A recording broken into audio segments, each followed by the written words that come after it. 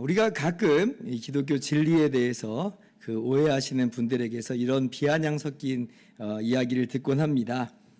이런 거죠. 뭐 니들은 뭐 예수님을 믿기만 하면 구원받는다며, 회개만 하면 다 죄 용서 받는다며, 그럼 맨날 뭐 나쁜 짓 하고 죄 짓고 살아도 되겠네. 그냥 예배당 가서 회개만 하면 다 용서받으니까 뭐 이런 식의 이제 비아냥 섞인 그런 이야기를 우리가 듣습니다. 여러분, 그러면 우리가 그런 비아냥에 대해서 어떻게 대답을 할 수 있을까요? 먼저 최악의 대답, 우리 성경적인 기독교인이라면 절대로 하지 말아야 될 두 가지 대답이 있습니다. 첫 번째는 뭐냐면 그냥 그만 그런 조롱에 또 위축이 돼가지고 흔들려가지고 맞아, 예수님을 믿기만 하면 다 구원받는 게 아니야, 회개한다고 해서 다 용서받는 게 아니야, 예수님을 믿고 그리고 그 사람의 어떤 선행이 뒷받침되고 뒤따라 줘야 정말 죄 용서받고 구원받는 거야 라고 하면서 이제 그들의 주장에 그런 비아냥에 동조해가지고 대답을 해버리는 겁니다. 최악의 대답이에요. 최악의 대답. 이게 뭐예요? 이 바울 사도께서 이 갈라디아서와 또 로마서에서 가장 강력하게 경고했던 거짓 복음입니다. 다른 복음이에요. 갈라디아서 5장 4절 보면 그렇게 말하는 사람들, 그러니까 율법 안에서 조금이라도 의롭다함을 얻으려 하는 너희는 조금이라도 주님의 은혜에 자기의 공로를 좀 그렇게 덧붙이려고 하는 너희는 그리스도에게서 끊어지고 은혜에서 떨어진 자로다, 이렇게 말씀을 하죠. 하늘에서 온 천사라도 이런 식의 이 이야기를 하면 저주를 받을지어다. 갈라디아서 1장에서는 그렇게까지 경고를 합니다. 그러니까 이렇게 우리가 대답을 하면 안 되는 거예요. 사실 솔직히 말씀드려서 우리 일부 기독교인들의 삶이 그런 어떤 비아냥과 조롱의 빌미를 준 것이 사실이긴 합니다. 우리의 삶이 그렇잖아요. 다른 사람들 보기에도 정말 떳떳하고 도덕적이고 윤리적인 그런 모습이라고 한다면 아무리 그렇게 조롱한다고 해도 그런 조롱은 힘이 없습니다. 힘이 없을 수밖에 없죠. 아무리 그렇게 비아냥거려봤자 근데 우리가 그렇게 살지 않는 건 알지? 라고 말하면 뭐라고 이야기하겠어요. 그냥 끝나는 거잖아요. 그건 그래 라고 하면서 종료가 돼버릴 겁니다. 꿀먹은 벙어리가 돼요. 근데 이제 문제는 뭐예요? 신문이나 뉴스에 간혹 일부 기독교인들의 일탈과 범죄 기사들이 막 뜰 때면 이제 막 그걸 가지고 막 날뛰는 거 아니에요. 조롱하고 비아냥 거리는데 물 만난 고기처럼 그거 가지고 힘을 받아가지고 우리가 가지고 있는 성경적인 진리를 조롱을 합니다. 그러니까 우리가 스스로 우리의 모습을 좀 돌아볼 필요가 있다라고 하는 것이에요. 그러나 그럴지라도 예수님을 믿는 것만으로 의롭다함 받는 게 아니었어. 우리가 주님의 십자가 공로 의지해서 회개하는 것으로 거저 그렇게 죄 용서받는 게 아니었어 라고 말해버린다는 것은, 거기에 조금이라도 나의 행위와 나의 의를 집어넣으려고 한다는 것은 거짓 복음이다 라고 하는 것이. 그래서 이 사도 바울께서 이렇게 강하게 이 서신서에서 행위 구원을 경고하였기 때문에 이 교회 역사에서 이제 행위 구원은 발디딜 곳이 없어졌습니다. 그런데 이제 교회가 역사적으로 보면 타락하고 부패를 하면 다시 이 행위 구원의 망령이 되살아납니다. 그러니까 사람들의 인기를 끄는 거예요. 거봐, 예수님을 믿는 것만으로는 아니었다니까, 반드시 인간의 선행과 노력이 책임이 뒷받침돼야 되는 거였어 라고 하는 그런 행위 구원의 망령이 막 일어나는 거예요. 그 대표적인 그 사람이 어떤 사람이었냐면 AD 4세기의 펠라기우스라고 하는 신학자가 바로 그 대표적인 인물이었습니다.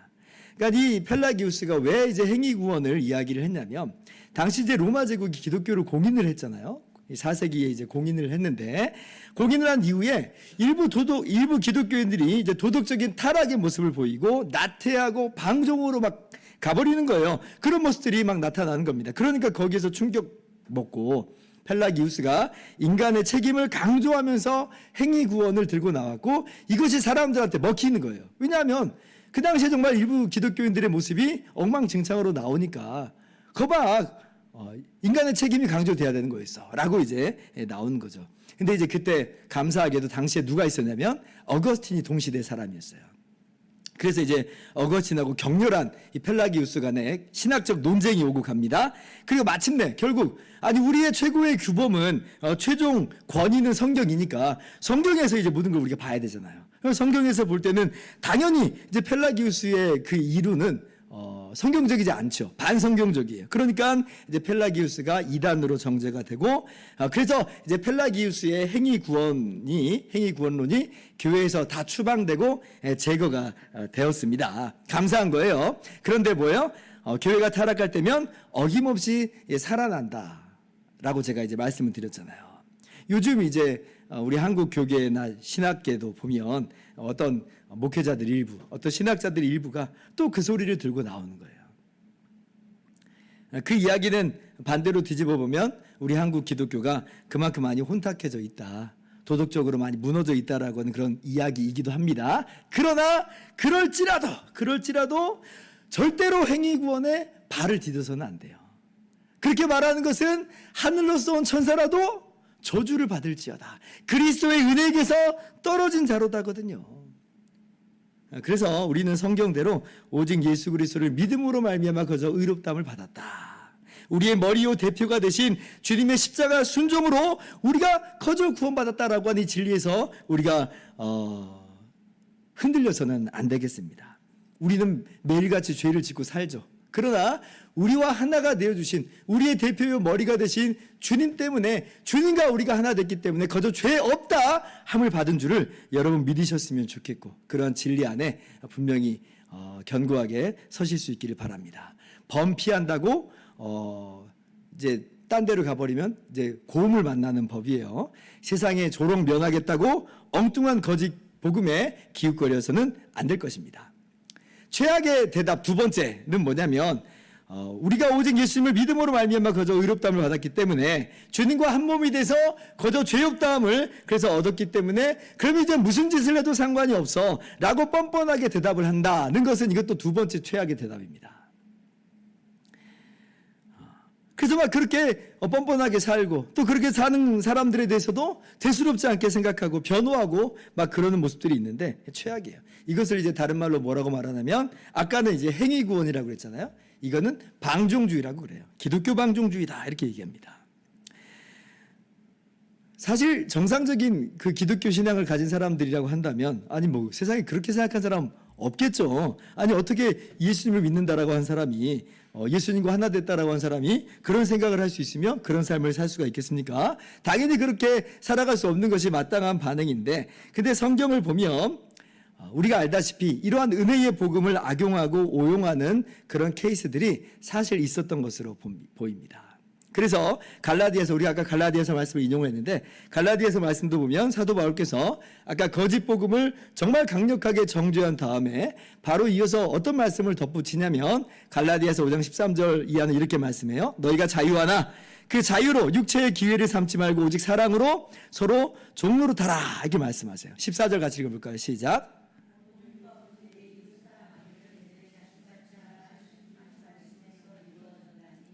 만일 서로 물고 먹으면 피차 멸망할까 조심하라.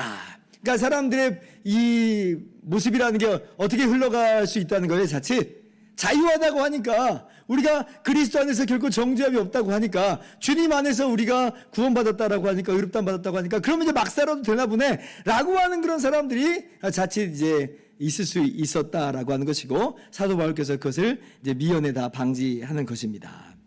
여러분, 행위구원은 이 기독교를 근본에서부터 흔드는 것이지만, 이러한 방종주의 역시도 우리 기독교인의 모습은 절대로 아니에요. 그리고 심지어 이제 사실은 고린도 교회의 한 모습을 보면 실제 이런 모습이 예로서 기록된 게 있었죠.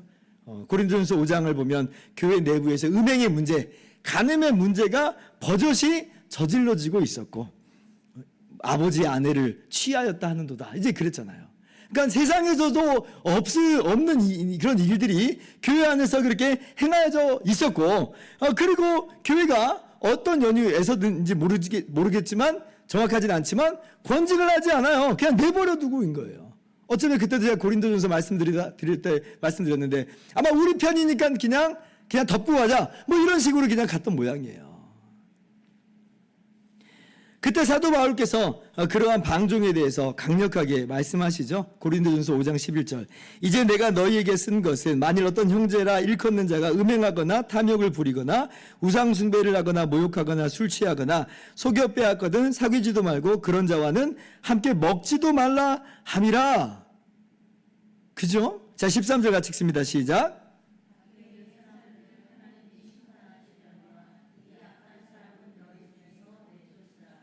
약한 사람은, 그러니까 아까 그 음행한 사람은 출교시키라는 거예요.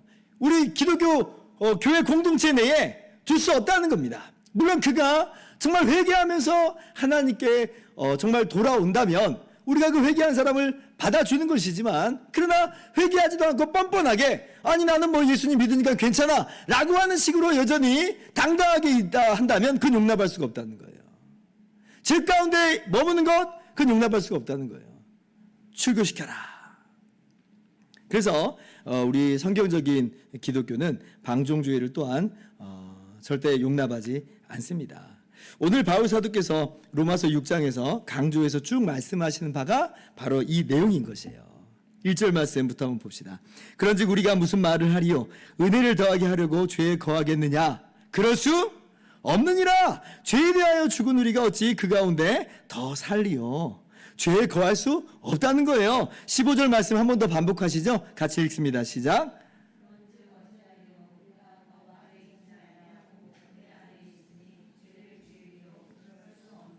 죄를 지으리요. 그럴 수 없느니라. 그럴 수 없느니라요. 그러면 왜 우리는 은혜를 받은 사람인데 죄에 머물 수 없다는 거냐? 왜 죄 짓지 말라는 거냐? 뭐 은혜 받은 사람이면 죄 지어도 상관없는 거 아니냐?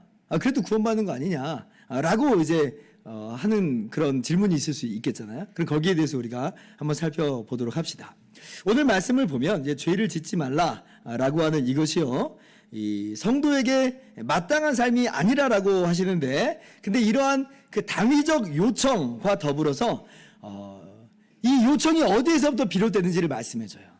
그러니까 죄 짓는 것은 우리 기독교인의 마땅한 모습이 아니야. 그러면 안 돼. 라고 당위적으로 말씀을 합니다. 근데 왜 그런 당위적인 요청이 나오게 되느냐라고 할 때에 그것은 어떤 이유에서냐면요, 우리는 근본적으로 죄를 지을 수 없는 존재, 죄와 상관없는 존재가 되었다라고 하는 이 존재적인 설명을 아울러서 하고 있는 것을 우리가 말씀에서 보게 되는 겁니다.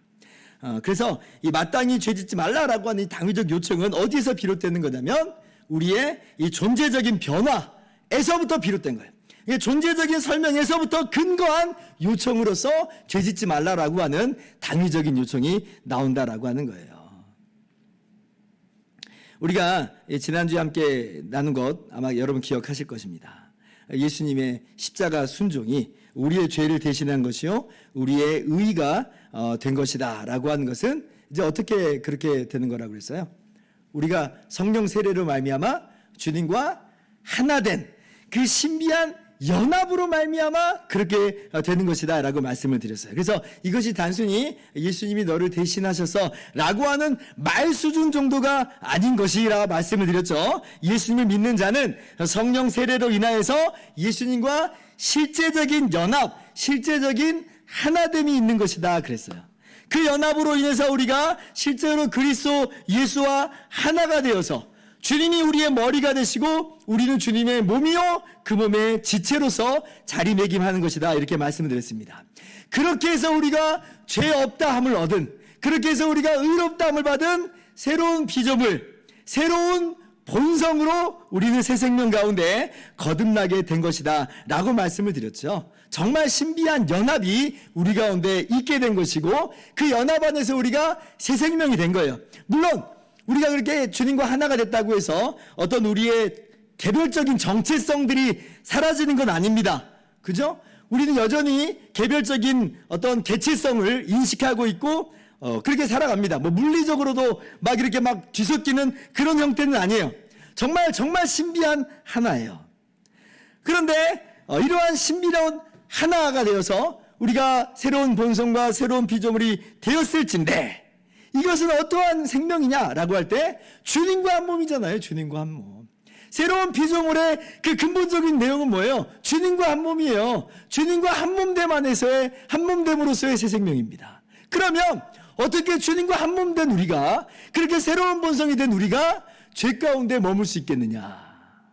마치 이 말은 그리스도께서 죄 가운데 머물 수 있겠느냐? 그리스도께서 죄 지을 수 있겠느냐? 아니, 그럴 수 없잖아요. 마치 주님께서 죄 가운데 머물 수 없고 죄를 지을 수 없는 것과도 마찬가지로 새로운 본성으로서 주님과 한 몸 되어서 거듭난 우리는 죄를 지을 수가 없는 것이죠. 그래서 우리의 이 존재적인 변화를 우리가 마음속에, 우리의 의식 속에 꼭 기억을 해야 됩니다. 우리는 이제 죄와 결별한 존재가 되었다. 우리는 주님과 함께 죽은 자가 되었고 주님의 부활과 함께 새로운 그러한 본성으로서 거듭나게 된 것이다. 4절 말씀, 그래서 지난주도 말씀을 같이 읽었는데요. 또 같이 읽어봅시다. 시작. 그러므로 우리가 그의 죽으심과 합하여 세례를 받음으로 그와 함께 장사되었나니 이는 아버지의 영광으로 말미암아 그리스도를 죽은 자 가운데서 살리신 것 같이 우리로 또한 새 생명 가운데서 행하게 하려 하심이라. 아멘. 그러니까 우리는 죄 가운데 머물 수 없다. 죄 가운데 살 수 없는 자들이다. 그래도 된다? 라고 절대 그럴 수가 없어요. 왜냐하면 그 새 본성과 어울리지 않기 때문에 그렇습니다. 우리는 주님과 함께 죽고 주님과 함께 살게 된 자로서 이제는 옛사람이 주님과 함께 십자가에 못 박힌 것이요 이제는 새 사람이 산 것으로서 새 생명 가운데 행하는 사람들이다. 본성이 바뀌었다. 그러므로 우리는 죄를 지어서는 안 된다. 그래서 우리가 이 죄 가운데 살아갈 수 없다라고 하는 것을 반드시 꼭 기억했으면 좋겠어요. 11절 말씀 이렇게 말씀하시죠. 이와 같이 너희도 너희 자신을 죄에 대하여는 죽은 자여 그리스도 예수 안에서 하나님께 대하여는 살아있는 자로 여길지어다. 우리가 어떤 존재냐라고 하는 거예요. 우리는 죄에 대해서 죽은 자들이다. 우리는 새로운 본성이다. 우리는 새로운 생명인 것이다. 그리스도 예수 안에서 하나님께 대하여는 살아있는 자다. 새 본성으로 사는 자다라는 거예요. 여기 여길지어다라고 하는 이 말씀은요, 지금 뭐 그렇지 않은데 마치 그런 것처럼 그렇게 여겨라 이런 뜻이 아닙니다. 실제로 그런 존재가 됐음을 인식하라는 거고 의식하면서 살라는 거예요. 근데 이제 왜 여기는 것이 필요하냐면, 근데 이제 정말 우리의 존재가 변해 버렸거든요. 그런데 이게 우리의 물리적인 눈으로는 그렇게 보이지가 않아요. 왜냐하면 우리의 물리적인 형태로서 지금 바뀐 것은 없어 보이잖아요.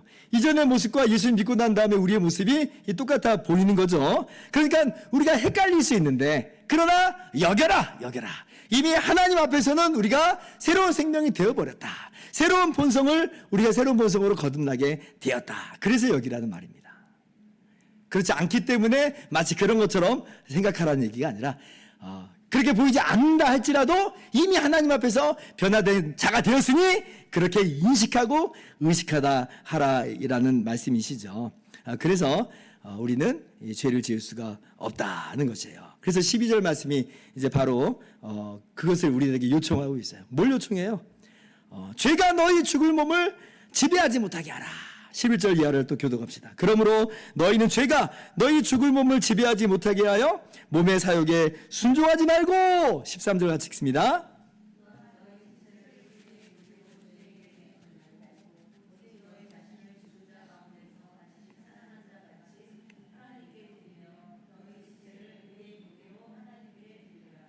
너희는 죄가 너희 죽을 몸을 지배하지 못하게 하라. 왜 그래요? 우리는 이미 새로운 본성이 됐기 때문에 그래요.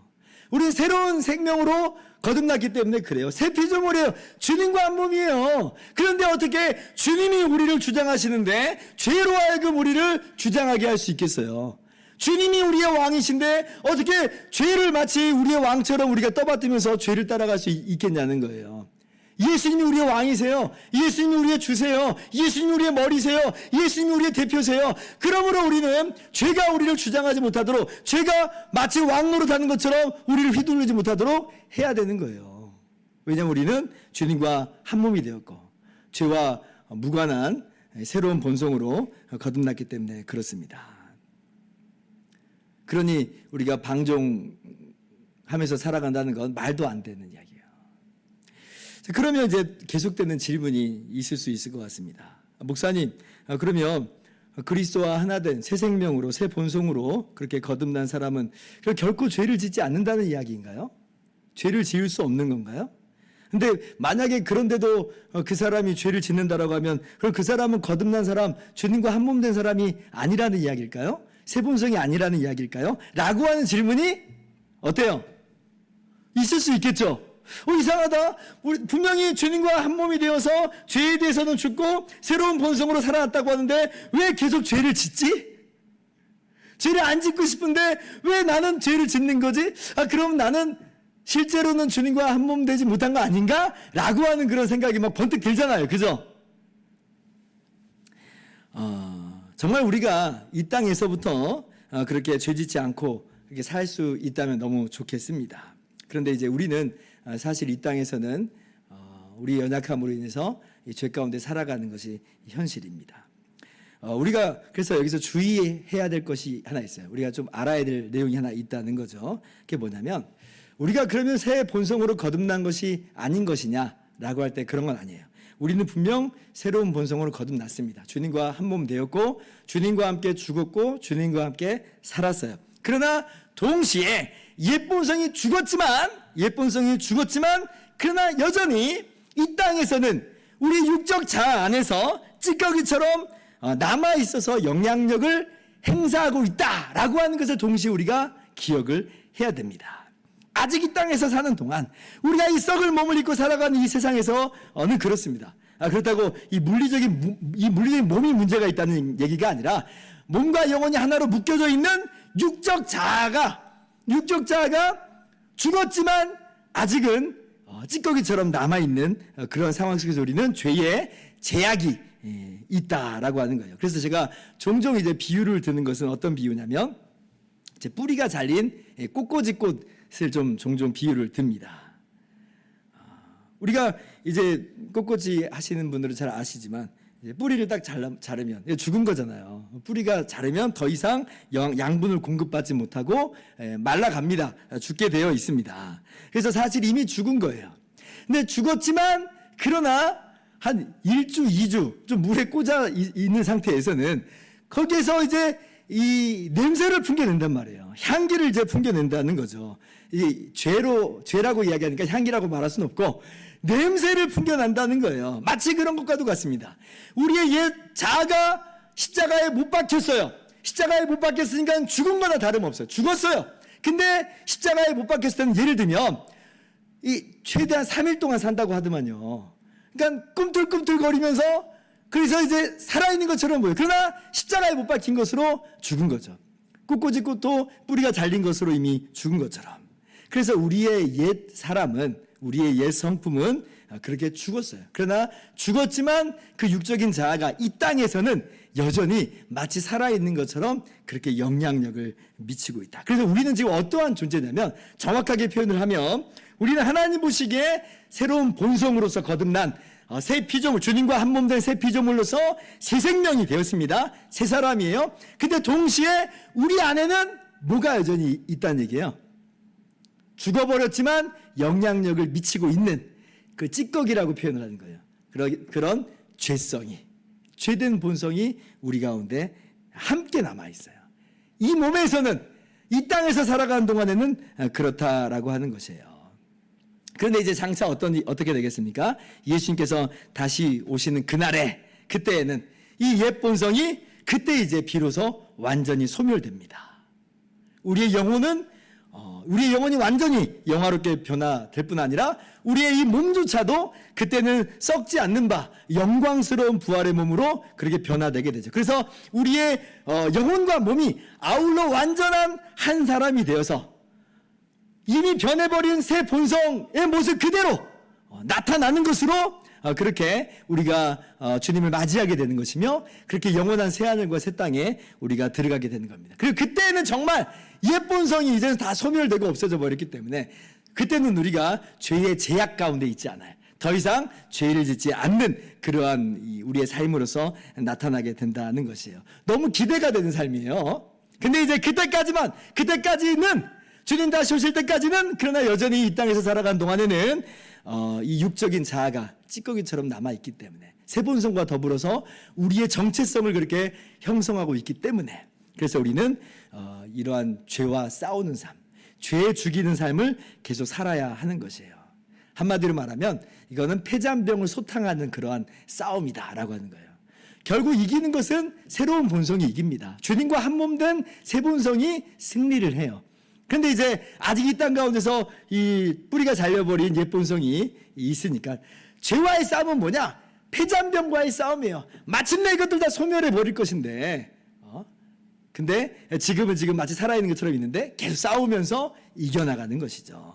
14절 말씀 같이 읽어봅시다. 시작. 죄가 너희를 주장하지 못하리니 이는 너희가 법 아래 있지 아니하고 은혜 아래 있음이라. 이 말이 그 말이에요. 죄가 너희를 주장하지 못하리니, 아까 죄가 죄로 하여금 너희를 지배하지 못하게 하라, 죄로 하여금 너희를 왕노릇하지 못하게 하라 그랬잖아요. 근데 비슷하게 오늘도 뭐라고 말씀해? 14절에는 죄가 너희를 그렇다고 해서 주인 노릇 못한다는 거예요. 왕 노릇하는 것처럼 막 보일 수 있지만, 그러나 절대로 죄는 우리를 주인 노릇할 수가 없습니다. 왜냐하면 우리는 주님과 한몸된 사람이요, 예수님이 우리의 머리고 대표이시며 대장이시기 때문에 주님의 생명이 우리를 일으키시는데 어떻게 죄가 우리를 향해서 주인 행세를 할 수가 있겠어요?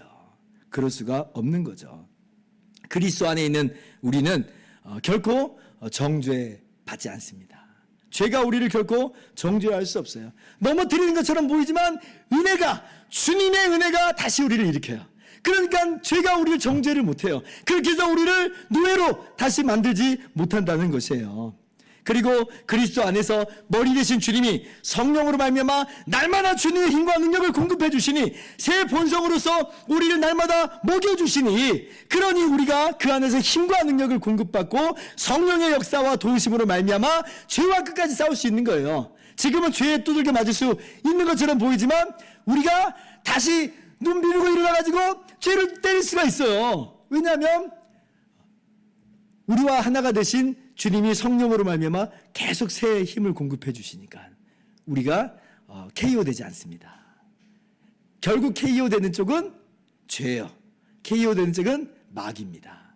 그래서 우리가 결국을 이기는 거예요. 죄가 너희를 주장하지 못하리니. 그러니까 이러한 비전이 있으니까 이제 우리는 어떻게 살 수가 있어요?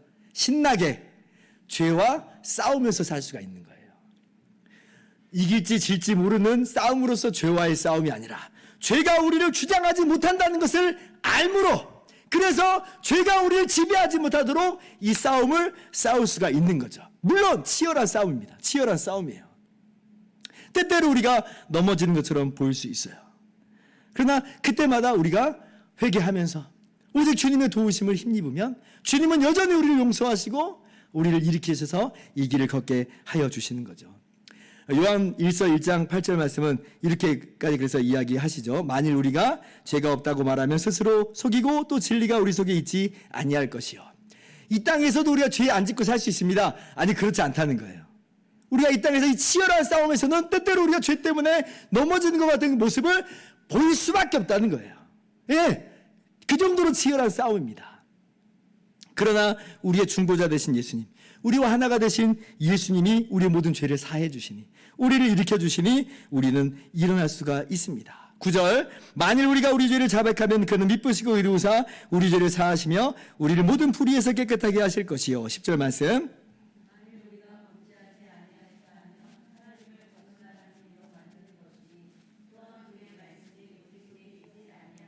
그래서 죄와의 싸움은요, 죄 안 지은 척 하는 게 아니에요. 이 정도는 그래도 죄 아니죠? 라고 스스로 정당화하는 게 아니에요. 오히려 죄와의 싸움은 넘어졌을 때는 제가 또 죄를 졌습니다. 정말 이렇게 연약합니다. 그러나 주님의 십자가가 나를 여전히 용서하신 줄을 믿습니다. 나를 일으키신 줄을 믿습니다. 그래서 그 은혜를 힘입어서 일어나는 거지 내가 내 힘으로 일어나는 거 아닙니다. 죄와의 싸움은 항상 주님의 은혜가, 주님의 십자가의 공로가 우리를 밀어주는 거예요. 우리의 의지로 가는 게 아니에요. 그래서 회개하기를 주저하지 말고 회개하면서 은혜를 힘입고 그리고 다시 일어나서 이 죄와의 싸움을 힘써 싸우는 것으로 오늘 우리가 새로운 본성의 길, 새로운 생명의 그 모습으로서 살아가실 수 있는 저와 여러분 다 되기를 주님의 이름으로 축원합니다. 자, 이제 말씀 마칩니다. 죄와의 싸움 정말 쉽지 않다고 그랬어요. 그러나 우리 이미 존재적으로 새 본성으로 변화된 사람들, 주님과 한 몸 된 사람들이라고 하는 걸 기억하면서 우리는 죄와 같이 살아갈 수 없는 존재임을 기억하면서 죄와의 싸움을 힘써 싸우시기를 바랍니다. 주님께서 은혜 안에서 날마다 우리를 이기게 하실 줄을 믿습니다.